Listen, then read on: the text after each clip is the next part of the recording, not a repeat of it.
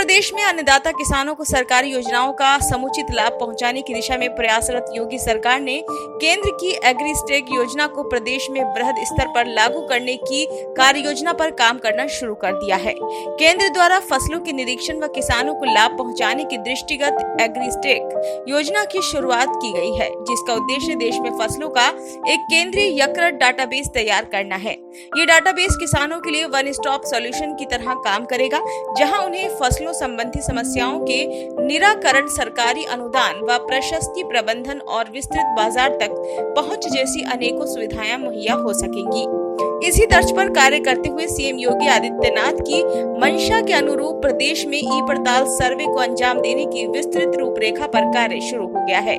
खास बात यह है कि मौजूदा खरीफ सीजन के मध्य राज्य में इस सर्वे को अंजाम देने के लिए 3 करोड़ से ज्यादा कृषि योग्य रजिस्टर्ड भूमि को चिन्हित किया गया है।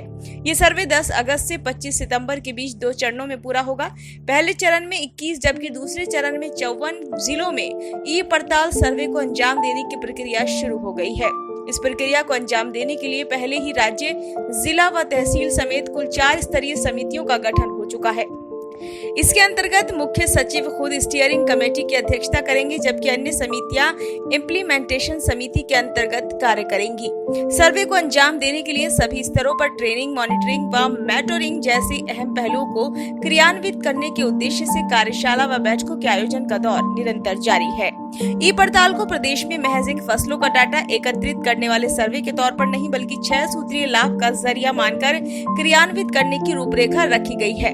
दरअसल इसके जरिए एकत्रित डाटा के आधार पर किसान बैंकों से केसीसी योजना के अंतर्गत अनुदान प्राप्त कर सकेंगे। वहीं फसलों के एमएसपी यानी कि न्यूनतम समर्थन मूल्य निर्धारण का भी ये एक सशक्त जरिया बन सकेगा। इसके अतिरिक्त सॉइल हेल्थ कार्ड योजना के जरिए ई पड़ताल से जुटाए गए आंकड़े कृषि योग्य भूमि के मृदा निरीक्षण के लिहाज से भी महत्वपूर्ण योगदान निभाएंगे।